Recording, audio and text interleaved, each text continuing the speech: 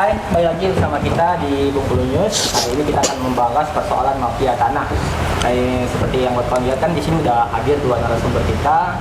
Satunya ini Ketua Pengurus Daerah Ikatan Pejabat Pembuat Akta Tanah Kota Bengkulu, Pak Denny Yohanes. Selamat siang, Bang. Selamat siang, Win.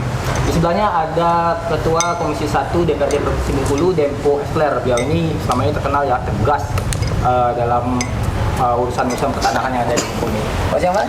Selamat siang, Bang Alwin. Ini kita mulai dari Bang Denny Yohanes dulu, Bang, ya. Saya sama ngaduk minuman ya. Bang, ini kan mafia tanah ini kan urusan yang sampai sekarang belum tuntas kayaknya kan, masih susah untuk ini. Nah, kabarnya juga mafia ini katanya kenapa mereka bisa lancar menjalankan aksinya karena mereka memahami aturan-aturan yang berlaku di Indonesia. Nah, menurut Abang sendiri, Bang, dari PPAT, aturan-aturan apa yang bisa menjadi celah mereka untuk bermain? Sebenarnya ya potensi mafia tanah itu kalau kita lihat karena sudah mahalnya tanah pada saat ini, kemudian sedikitnya lahan pertanahan yang ada sekarang ini, maka memunculkan potensi mafia tanah. Nah, celahnya itu sebenarnya bukan di peraturan perundang-undangannya. Kalau peraturan perundang-undangannya itu udah bagus. Celahnya itu sebenarnya masih belum terintegrasinya data-data pertanahan yang ada di Indonesia ini dengan kondisi geografis tanah di Indonesia. Jadi sebenarnya itu tugas BPN untuk mengintegrasikan data-data pertanahan itu secara online. Karena kalau data-data pertanahan itu sudah terintegrasi langsung, sudah bisa masyarakat akses, sudah bisa PPAT akses, maka kecil kemungkinan mafia tanah itu terjadi. Terus yang kedua, celahnya lagi, ya kan, tanah-tanah yang terkait adat sama SKT, surat keterangan tanah, yang belum bersertifikat, itu masih banyak yang belum disertifikatkan. Jadi memungkinkan munculnya mafia pertanahan untuk mengeksplorasi tanah-tanah yang seperti ini. Terus yang ketiga, masih banyaknya lahan-lahan kosong atau lahan-lahan yang hak penggunaannya habis, seperti AGU habis. Nah, itu bisa menjadi celah bagi mafia pertanahan untuk memanfaatkan peraturan perundang-undangan, mengambil alih AGU atau lahan-lahan kosong yang sudah terlantar, yang sudah habis masa berlakunya itu. Kemudian yang keempat, kalau saya lihat lagi celah mafia pertanahan itu ketidakpahaman masyarakat ya untuk menjaga asetnya berupa tanah ini. Jadi mereka beranggapan ketika sertifikat itu sudah jadi, disimpan saja, ya kan? Selesai gitu kan? Selesai, disimpan saja di rumah mereka tanpa mereka memanfaatkan secara ekonomis. Nah, jadi ini menimbulkan potensi mafia pertanahan untuk memanfaatkan tanah-tanah mereka itu secara ekonomis yang menguntungkan mafia pertanahan. Nah, itu biasanya banyak terjadi di perkotaan. Nanti kita bahas lagi. Itu terkait dengan pejabat pembuat akta tanah. Berarti belum terintegrasi, banyak lahan kosong sama yang lain-lain, Bang, ya. Untuk Kak Dempo nih, Kak. Iya. Ini kan udah susah ini, Kak, sampai sekarang belum selesai. Malah Iya. udah dibentuk juga Satgas Mafia Tanah, cuman nampaknya belum ampuh juga. Iya. Gitu kan. Menurut Kakak sendiri, Kak, dari Dewan, apa sih yang membuat ini? Nah, ini contoh, saya buka peta acara BPN kan tuh. Ini peta nih online. Ini nggak usah dibohong-bohongi. Contoh nih ya, saya buka tadi di satelit. Ini peta acara BPN. Kita klik ini, kan ada peta. Cintit. Akan muncul nanti luas dan siapa hak pemiliknya. Sini muncul bidang tanah dengan luas 3.666 meter. Nah, tipe hak guna bangunan itu gedung nihas. Ya. Nah, penggunaan tanah perumahan. Ini kan jelas artinya mana yang sudah sertifikat. Nah, contoh ini, yang ini belum punya sertifikat nih. Penggunaan tanah perumahan tipe hak kosong. Luasnya 240 meter, berarti ini tanah belum punya sertifikat. Iya. Ini celah bermain mafia tanah. Siapa yang bermain mafia tanah? Orang yang paham tanah. Nggak mungkin orang nggak paham tanah. Kan begitu. Nah, satu lagi nih, ini yang luas ya, yang biru ya, kita klik ya. Nah, hak guna bangunan 197 meter persegi. Nomor NIB-nya 00242. Artinya udah terdaftar rapi nih. Ini bagus nih ya. Tanahnya aman. Yang kedua, di Undang-Undang Pertanahan terbaru, tanah itu wajib ada namanya batas kan ya, tonggak batas. Tonggak batas itu kalau yang bangun itu BPN, pemilik lahan bayar BPN, biaya pemasangan ya. Kemarin kan Jokowi sudah launching se-Indonesia BPN serentak memasang tapal batas. Itu salah satu cara reformasi agraria mengamankan tanah-tanah yang agar jangan sampai menjadi konflik. Nah, saya sampai setahun ini, mungkin teman-teman bisa baca di media, baik cetak online maupun TV, saya selalu komentar soal tanah nih kan, tanah. Ada tanah pribadi masyarakat, tanah negara, tanah pemerintah, daerah, dan tanah perusahaan. Ini memang polemik. Kenapa? Dulu zaman nenek moyang kita lah ya, orang tua kita kan tidak pernah ngurus surat. Ya. Dia bikin tanah, garap, ya kan tahun 50-an. Paling ada keterangan ketua adat gitu kan, atau keterangan pesira. SKT. Belum SKT kan doh, belum. Tanah hak garap. Nah ini lalai, nggak diurus-urus. Saya menemukan salah satu ibu-ibu di Sukarami, dia punya lahan 6 hektar. Dia pegang surat hak garap dari zaman pesira. Sekarang 6 hektar tuh udah ada 4 pemiliknya punya sertifikat. Bahkan satu lahan ada yang 3 sertifikatnya, berlapis-lapis. Nah, logika saya, masa ya BPN saya nggak tahu itu tanah orang? Ini kan tanah, udah diukur BPN, dalam sertifikat nama Alwin. Ya. Kok muncul lagi sertifikat nama Jadi Hanes? Jadi ada yang bertumpuk sertifikat. Ada yang bertumpuk seperti itu. Nah, gitu. Begitu, Bung. Jadi kenapa itu sulit diberantas? Karena memang celahnya sampai sekarang masih banyak ya untuk. Iya. Yang kedua memang undang-undang kita kan banyak baru ya. Dulu belum ada undang-undang pertanahan. Misalnya soal HGU. Dulu tidak ada HGU tuh membahas soal sempadan sungai, sempadan laut, nggak ada. Pokoknya garap dari gunung ke gunung, sungai ke sungai, dah. Ini hak guna kamu, HGU. Sekarang baru ada 100 meter dari pantai, 100 meter dari sungai baru dibatasi gitu kan. Bang, ini kan di Mafia Tanah kan ada peran pejabat-pejabat oknum-oknum pejabat pertanahan nih, seperti orang-orang dari BPN ataupun oknum-oknum PPAT yang terlibat di situ. Dulu abang sendiri bang, ini di peran PPAT ini seperti apa bang di dalam Iya. proses perencanaan? Saya jawab ya, Win. Peran PPAT itu sebenarnya strategis ya, bagian dari pembangunan nasional, terutama yang terkait dengan mengupgradekan data-data pertanahan, baik data fisik ataupun data yuridis. Seperti kata Menteri Agraria, Kepala BPN, bahwasanya PPAT di seluruh Indonesia ini harus dilakukan pengawasan melekat terkait pensertifikatan tanah ataupun peralihan ataupun pemindahan hak atas tanah, karena potensi untuk terlibat dalam mafia tanah itu besar. PPAT misal ya kan, si A memiliki tanah di lokasi strategis di kota, anggap aja kota Bengkulu Ruko ya, si B mau melakukan pembelian terhadap tanah tersebut. Terus si B meminjam sertifikat hak milik tanah ruko tersebut.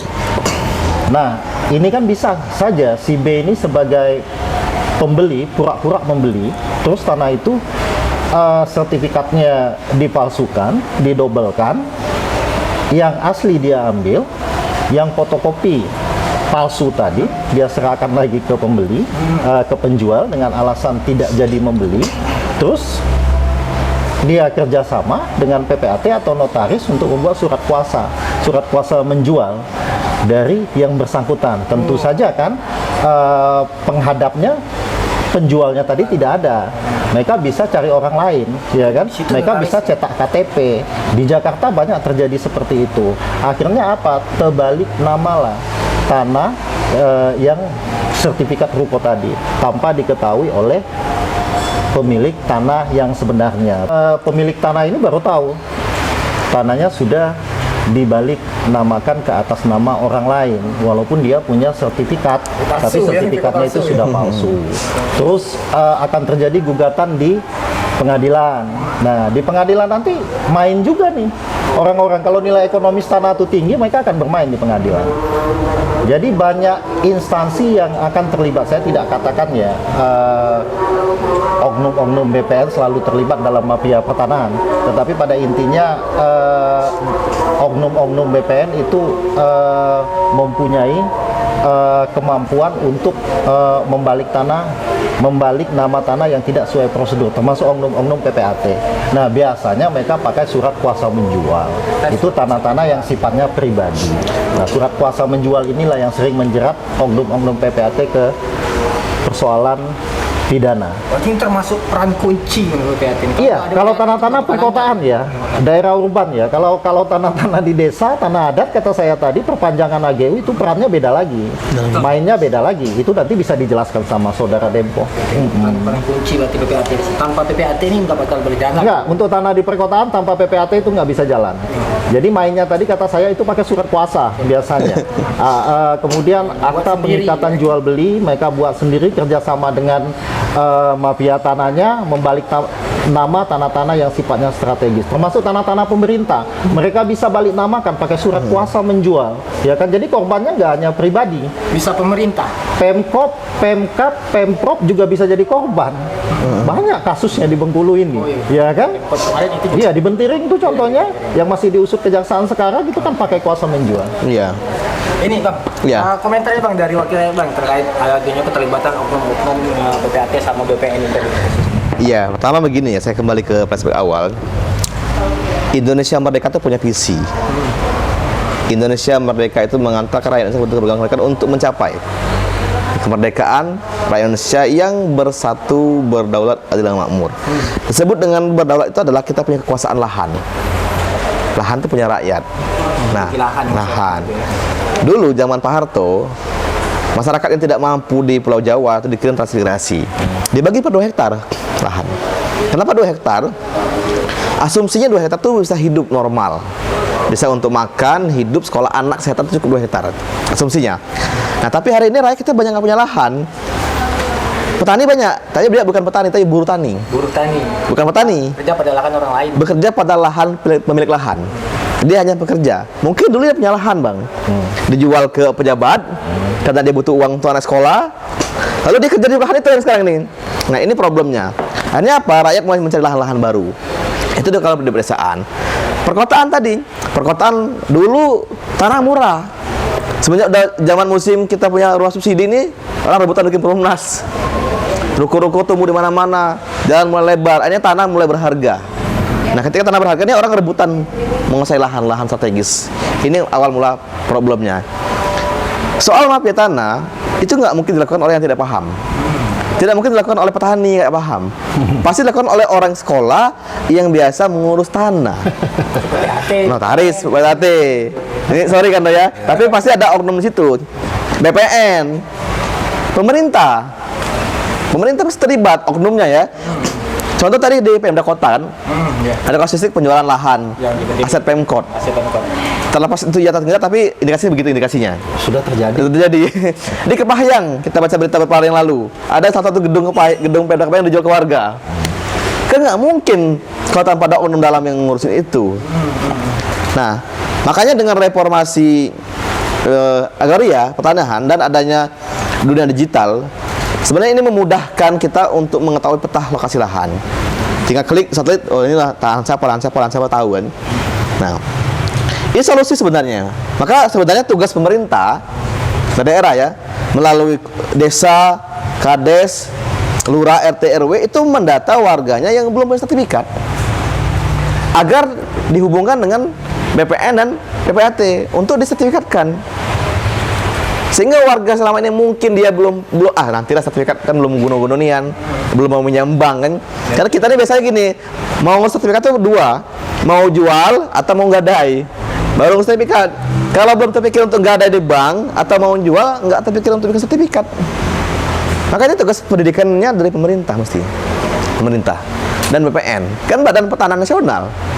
Kan ada tanah-tanah kosong kadang ya, yang tanah kosong belum ada ini ya, belum ada datanya terintegrasi ke BPN. Karena kan mereka Sebenarnya gini, nggak ada istilah tanah kosong, tanah yang belum bersurat sebenarnya. tanah yang belum surat. Itu pasti ada yang nguasain, tapi dia nggak pernah ngurus suratnya selama ini, sehingga terlantar.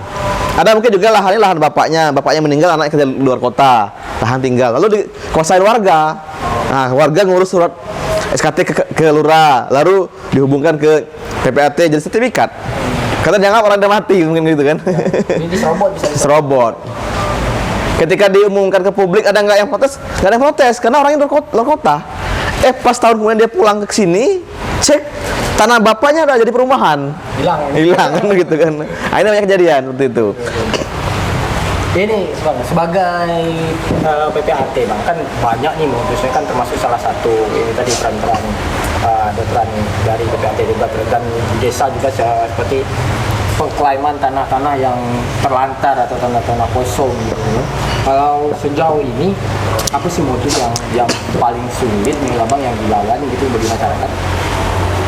Modusnya yang bisa dilakukan mereka yang paling sulit dilawan nih, misalnya kayak tadi kan kita harus ke pengadilan, kita yang pemilih tahu-tahu kita yang jadi dituduh sebagai mafianya malah kan, terutama pegang sertifikat tanah. Sebenarnya yang paling sulit itu semuanya sulit ya, Win. Ketika sebuah dokumen yang seperti kata Dempo tadi dikerjakan oleh orang-orang cerdas, kemudian dilakukan manipulasi, rekayasa, pemalsuan, surat, ya kan? Ini pembuktiannya sulit. Di tingkat pengadilan pun akan juga sulit karena ini barang yang sudah asli, kemudian di upgrade ulang lagi dalam bentuk sertifikat balik nama, ya kan, akan sulit untuk dibuktikan di pengadilan. Biasanya mafianya menang di pengadilan ini, nggak pernah kalah. Karena apa? Ya main sesuatu lah mereka di pengadilan itu, main jaringan, main uang, main apa kan, biasanya menang.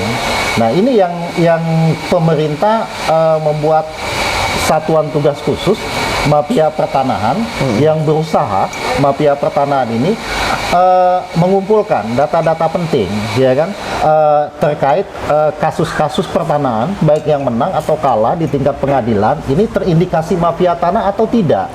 Satgas Mafia Tanah ini.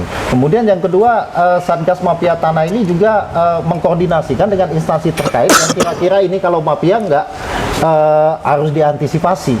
Jangan sampai masuk pengadilan, jangan sampai gugat perdata, ya kan? Karena tanah-tanah milik orang lain pun itu bisa digugat. Misal saudara Dempo punya tanah, di atas tanah itu ada pelahan pabrik.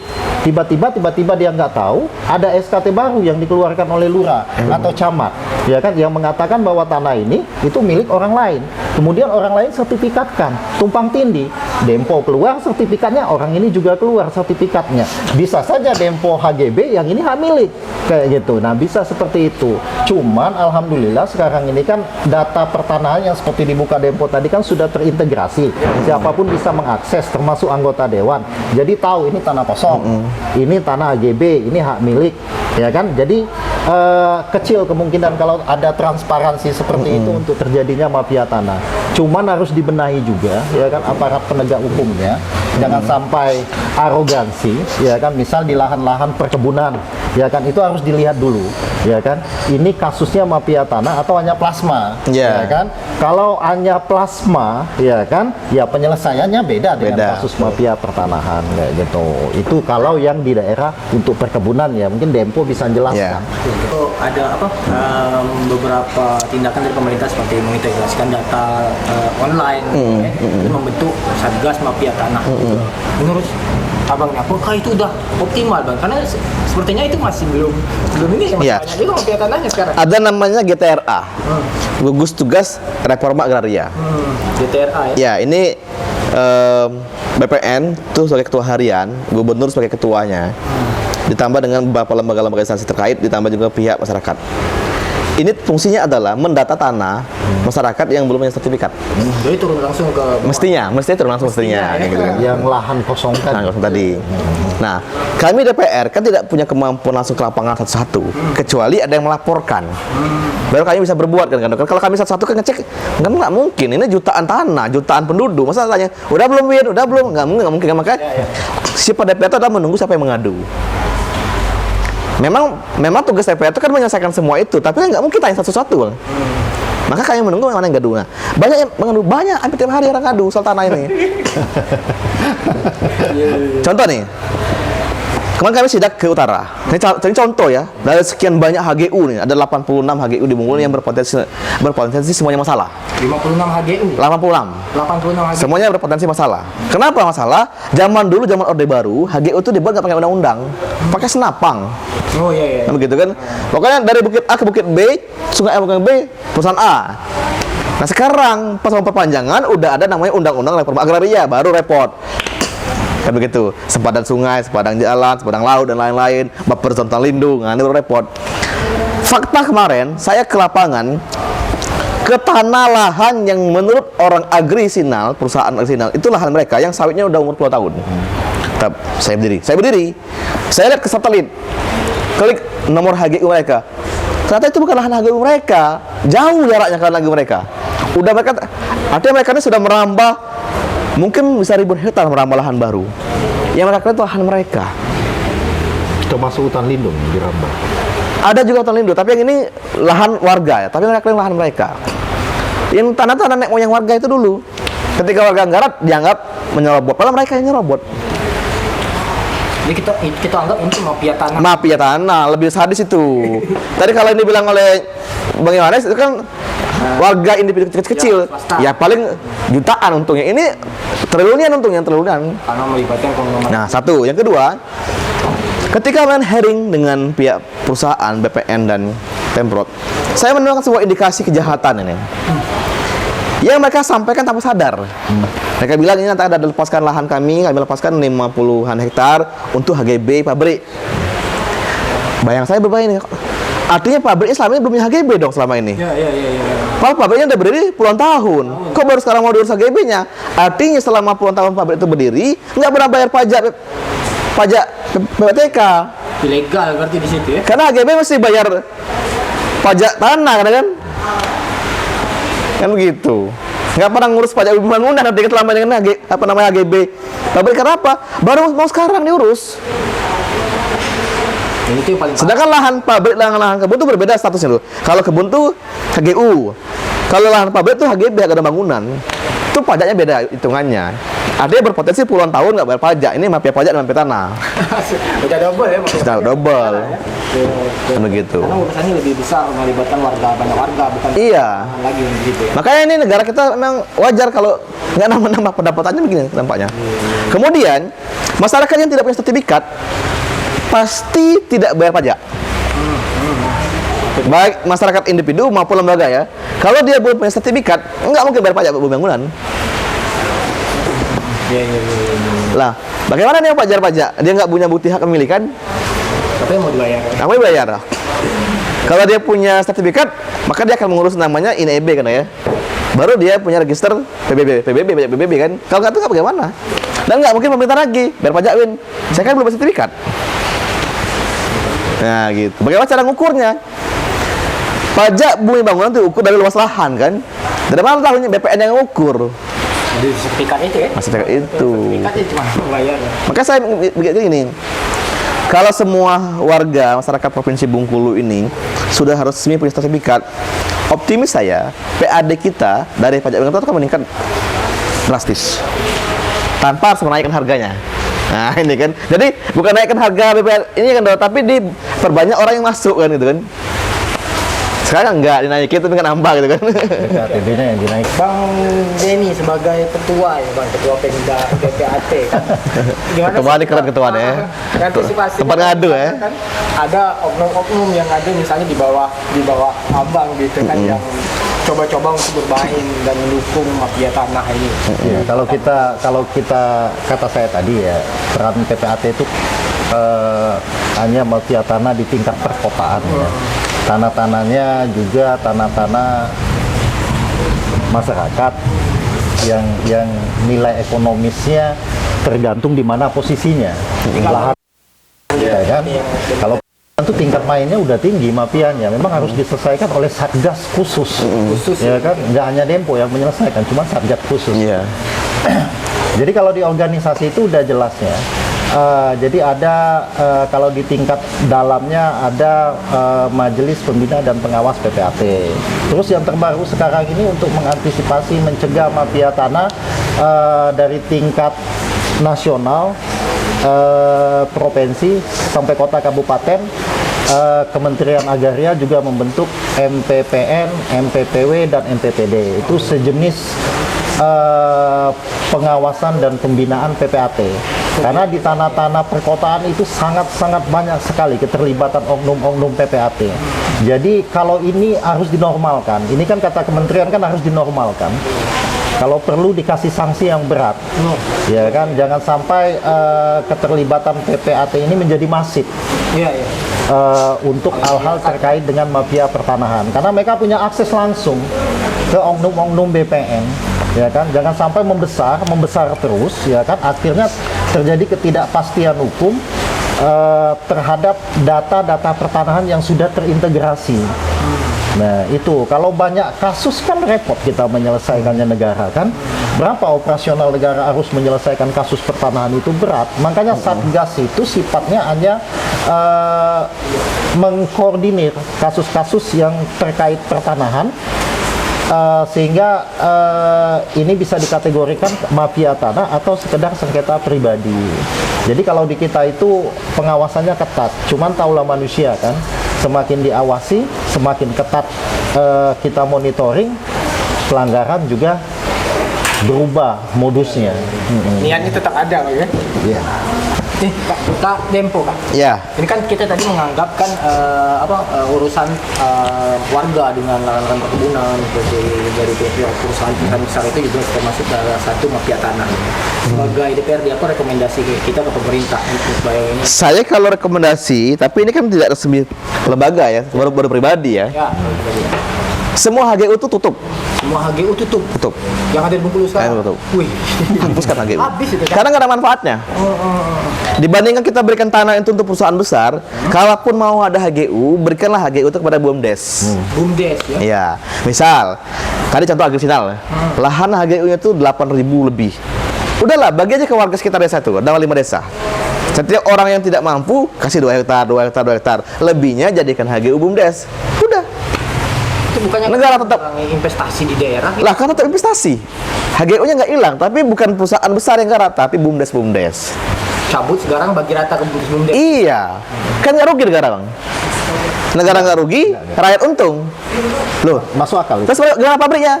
Pabriknya bangun dong pemerintah. Itulah guna namanya BUMD. Nah, kan begitu. Bangun pabriknya nggak mahal-mahal, cuma 300 miliar. Nggak ada risiko pengurangan pendapatan daerah kalau gitu. Kenapa lu kurang?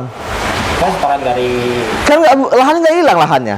Ya. Hanya ganti pemilik. Kalau tadi perusahaan besar tuh Alwin yang punya, sekarang kita bagi ke si A, si B, si C, warga masyarakat. Kan tetap bayar pajak. Justru gampang pemerintah ngontrol pajak warga. Yang kedua, bagi HGU-nya ke BUMDes, lebih gampang kontrolnya dibandingkan ke mafia besar. bisa dilakukan nggak tuh? Harus bisa. Kan ada Kalau saya jadi gubernur itu bisa. Oh iya. Gitu. Harus jadi gubernur dulu Bisa. ya, Pak, ya? Jadi tambahan dikit ya, ya yang dikatakan Dempo, serahkan AGU itu ke BUMDes ya, masuk akal kalau menurut saya. Iya. Karena BUMDes sendiri itu berbadan hukum. Iya. Mereka ada keputusan dari kementerian Iya. ya kan, untuk melaksanakan pekerjaan-pekerjaan termasuk yang AGU tadi. Bisa saja, tinggal formatnya saja. Iya. Ya kan, pemerintah provinsi atau pemerintah daerah Kabupaten. di sana mau. Nggak khawatir ada perlawanan nanti dari pihak investasi. Masa negara kalah sama mafia? Kan fungsi polisi, fungsi BRIMOB itu kan untuk melawan mafia, bukan melindungi mafia. Oke. Tapi hari ini kan enggak, mohon maaf nih, teman-teman polisi kan dipakai untuk mengamankan mafia. perusahaan mafia, bukan melindungi rakyat. Rakyat demo, mana rakyat yang nggak ada hadang. Kan begitu. Kemarin ini cerita ya, kemarin saya sidak ke lapangan, ada security, laporan warga nih, mengancakkan shotgun, ngomong itu senjata api. Ini kurang ajar kan? Dari pihak keamanan. Dari pihak keamanan perusahaan itu, ini terlaluan. Bahkan ada jalan kan loh, jalan warga lewat ke kebun tuh dikeruk pakai sepatu, nggak boleh lewat. Nggak boleh lewat. Nggak boleh lewat. Putus berarti. ya? Putus. Pas jalannya doang, pakai sepatu, dikeruk dalam. Memang ini gaya PKI gaya baru. Kan HGU-nya masih lama nih sekarang tuh. Memang kita bisa. Lagi perpanjangan, mau perpanjangan, batalkan. Batalkan semua. semua. Ini dihapus. Jadi saya rekomendasikan nih kepala gubernur, kepala BPN. Ini banyak mafia BPN ini sebenarnya. Di BPN. Kenapa saya duga demikian? Berapa sih gaji BPN? Gajinya berapa? Rata-rata punya mobil mewah BPN itu. Iya. Dari mana uang beli mobil kalau bukan jual tanah? Jadi kan curiga ada Ini diduga ya, diduga. dari Iya. yang ada di BPN. Diduga. Contoh kemarin kan Sri Mulyani baru sadar kalau anak buahnya banyak mafia pajak. gitu kan? Ini jangan banyak bertahan di BPN. Jangan-jangan begitu kan? Nah, Saya katakan ini, gubernur harus berani, bupati harus berani. Jangan-jangan begini kan, Don. Jangan gara-gara ini perusahaan dulu bantu biaya pilkada, lo nggak berani. Kalau gubernur mingkem, bupati mingkem, gara-gara pernah disponsori waktu pilkada, jangan gitu dong. Harus berani. Makanya kepala daerah jangan mau disponsorin. Kepala daerah kalau mau maju sponsor rakyat, sponsornya jangan usaha. Saya katakan ini ya, semua HGU di Bengkulu ini mesti dibubarkan HGU di Bengkulu ini, nggak ada gunanya. Saya kan udah pernah keliling dengan teman-teman pansus ketika itu. Hampir semua pabrik di Bengkulu ini tidak bayar pajak. Hampir semua pabrik tidak bayar pajak bahan bakar minyak BBM. Mereka ngambil di Lampung minyaknya bukan di Bengkulu, ngambil di Padang bukan di Bengkulu minyaknya, nggak bayar pajak. Ini nggak ada gunanya bagi daerah. Nggak ada gunanya. Bang, kalau ada Sawit, mohon maaf, CPO nggak lewat Polbai, lewatnya lewat Kaur, lewatnya lewat Padang, nggak ada pajak di Polbai masuk ke Bengkulu. Makanya bubarin aja, bubarin. gimana Bang, ada rekomendasi ke Iya. apa yang bisa disampaikan? Iya, kalau kita PPAT kan hanya menjalankan fungsi dan peran gitu. Iya. Kalau Dewan beda ya fungsi dan perannya. Ada nggak bisa ya. yang disampaikan ke Bang Depo misalnya untuk Ya, disampaikan? kalau saya sih setuju. AGU tadi Dihapuskan, nggak dihapuskan ya. Diserahkan sebagian pengelolaannya kepada BUMDes. Iya. Karena sudah sewajarnya kembali ke rakyat sendiri. Karena udah BUMDes- habis. Karena BUMDes ini kan dibentuk di desa-desa. Iya. Setiap desa kan punya sekarang ini ratusan bahkan ribuan di Provinsi Bengkulu ini. Kenapa tidak? Karena apa? Mereka itu kan bentuk badan usaha. Iya. Cuman bedanya mereka di desa. Tingkat desa. Mengelola dana desa. Nah, kalau BUMDes ini mengelola AGU, ya kan mengelola AGU yang sudah habis masa berlakunya, rasanya nggak perlu lagi dana desa dari APBN. Iya, betul. Nih saya kasih logika kan ya. Badan hukum BUMDes itu setara dengan perusahaan besar. Karena mereka sudah bisa IPO, bisa orang nanam saham trading bisa. Kedua soal modal. Ini contoh lahan agrisinal. Udah habis HGU-nya 20 tahun, mau perpanjangan. Nggak usah perpanjang, stop. Tapi diserahkan ke BUMDes dan warga. Ya, bisa. Warga desa yang tidak punya lahan dibagi 2 hektar, 2 hektar, 2 hektar. Sisanya dibagi ke BUMDes. Mungkin kan ada 5 desa penyangga. Desa A 500, desa B 500, boleh dong. Desa ini BUMDesnya 500 hektar, langsung panen sawitnya. Iya. Sebulan 500 ton kali 2.000. Sudah punya uang 1 M. Konflik antar BUMDes. Sudah punya uang 1 M per bulan BUMDesnya. Konfliknya nggak vertikal ya, tapi horizontal paling, ya kan. Makanya tadi warga sekitar kan Iya. dibagi lahan 2 hektar dulu. Dia punya kebun juga. Nah, warga punya lahan 2 hektar ini, Bung Alwin, dibikin MOU jual hasilnya ke BUMDes. Nanti BUMDes kita biayain bikin CPO mini. CPO mini nggak mahal harganya, cuma berapa miliar. Kita punya Bank Bengkulu yang punya uang. Kalau Bank Bengkulu nggak mau biayain, bubarin juga Bank Bengkulunya. Itu kan bank daerah. Mau pengen dibubarin semua. Bank Bengkulu itu punya keuntungan kemarin dari kita main nama saham 100 miliar keuntungan. Iya. Woi, kan banyak itu. Kalau kita bikin CPO mini udah puluhan. Seru Iya. sebenarnya, cuman kalau kita bahas terus sampai besok. Oke. Ini terakhir Bang, kalau misalnya tadi kan ada masyarakat yang memang udah jadi korban mafia tanah. Iya. Gimana DPRD menyikapinya itu Bang? Kaitan dengan Contoh nih ya. Saya pertama akan cek kebenarannya. Benar nggak orang ngadu nih perkara dia? Jangan-jangan juga bukan punya dia gitu kan. Bisa jadi kan? Yang kedua, asas manfaatnya apa? Lebih bermanfaat mana? Karena yang namanya kebijakan itu kan mesti bijak. Ya. Ada kita mesti berbuat itu nggak baik tapi bijak. Tapi kalau urusan rakyat ngandung perut, rakyat itu bukan untuk kaya. Dia tuh untuk makan dan sekolah anak. Hidup. Untuk hidup, bukan untuk kaya. Cuman 2 hektar, nggak kan kaya nggak Bang? Tapi untuk makan cukup, untuk anak sekolah cukup. Nah gitu. Masa pemerintah tidak terbuka matanya untuk itu? Contoh namanya di utara. Agrisinal tuh memberikan lahan ke Pemkab Utara 73 hektar. 73 hektar. Ke Pemkab untuk apa? Ke warga nggak mau ngasih. Kan lucu kan? Harus ke Pemkab lagi. Mestinya Pemkab kasihkan ke warga dong tanah itu. Pemkab kalau mau lahan bisa beli, uang banyak gitu kan. Di sebelah tuh Bang, warga tuh pinggir pantai kan abrasi habis lahannya rumah, nggak punya rumah lagi. Butuh lahan bikin rumah. Nggak banyak, satu rumah paling ukuran 10-20 meter. Nggak akan membuat perusahaan bangkrut nggak tuh. Ini contoh ya Agrisinal. Tapi kejadian sama ini dialami 86 HGU Provinsi Bengkulu. 86 HGU ya. Selama sampai nggak selesai konfliknya kan. PDU bukan selesai hari ini konfliknya. BRS nggak selesai maksudnya. Semuanya. Ini kalau kita gerakin serempak kumpul masalahnya mungkin setiap desa udah demo. Iya. Karena hampir rata-rata itu punya Nah, nanti jadi kan revolusi agraria kan. Dari reforma agraria menjadi revolusi agraria. Kan gitu. Dari pusatnya kalau Menurutku daripada nanti rakyat itu gaduh, daripada rakyat nanti gaduh menggunakan kekerasan, karena rakyat nggak ngerti hukum, rakyat nggak paham hukum. Kalau terus dipancing jadi revolusi nantinya. Makanya pemerintah mesti turun tangan, cepat menyelesaikan konflik itu. Itulah fungsi namanya Badan Intelijen Negara, fungsinya Kapolri, fungsinya Babin Kamtipmas, fungsinya Kesbangpol, fungsi DPR, fungsi camat, lurah, fungsi gubernur, bupati. Untuk itu meregulasikan agar semuanya nyaman, bukan membela perusahaan.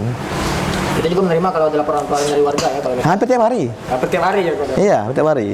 Siang malam lapor soal tanah kan. Jadi kita ya kawan-kawan kalau misalnya ada kawan-kawan yang jadi korban mafia tanah itu jangan lupa dilaporkan. Iya. ke DPS. Boleh WA saya, boleh ke DM saya, boleh ke messenger Facebook saya, boleh semuanya ke kantor saya, boleh. Oke, boleh langsung Itu, ya. boleh. Oke, Bang ini terakhir Bang, kalau misalnya ada untuk masyarakat ini Bang, apa sih sarannya Bang, biar terhindar dari kasus ini? Iya, mereka harus mencari informasi ya. Kalau misalnya tanah-tanah mereka ini menjadi korban mafia tanah, ya bisa aja datang ke BPN, kan ada lembaga penyelesaiannya di sana, datang ke Satgas, bisa juga datang ke Dewan. Artinya ya kan dalam bentuk apapun mafia tanah ini kan harus diberantas. Iya. Mau di tingkat perkotaan ataupun tingkat Iya. yang lebih tinggi lagi tadi di perusahaan ya, tetap harus diberantas. Lembaga-lembaganya sudah dibentuk semua, peraturan perundang-undangannya sudah dijalankan semua. Tinggal sekarang ini orangnya yang perlu dibenahi. Baik itu oknum PTAT, oknum BPN, oknum perusahaan, ya kan. Nah, tinggal seperti itu. Sama warganya yang harus Ya, dicerdaskan mungkin tinggal anggota dewannya aja yang terus berstatement ya kan. Anggota dewannya mesti cerdas. Iya. Anggota dewannya harus cerdas ya. Jangan Jangan nanti malah jadi mafia tanah. Oke, itu aja kan perbincangan kita hari ini cukup menarik ya. Cuman kalau kita mau selesaikan ini kayaknya bakal lama ya. Iya. Sama film ini sepertinya panjang dan melibatkan banyak pihak. Dan saya siap ke lapangan, Bung Alvin. Iya, Di mana masalah harus saya siap ke lapangan. Oke. Ah, gitu aja. Selamat sore.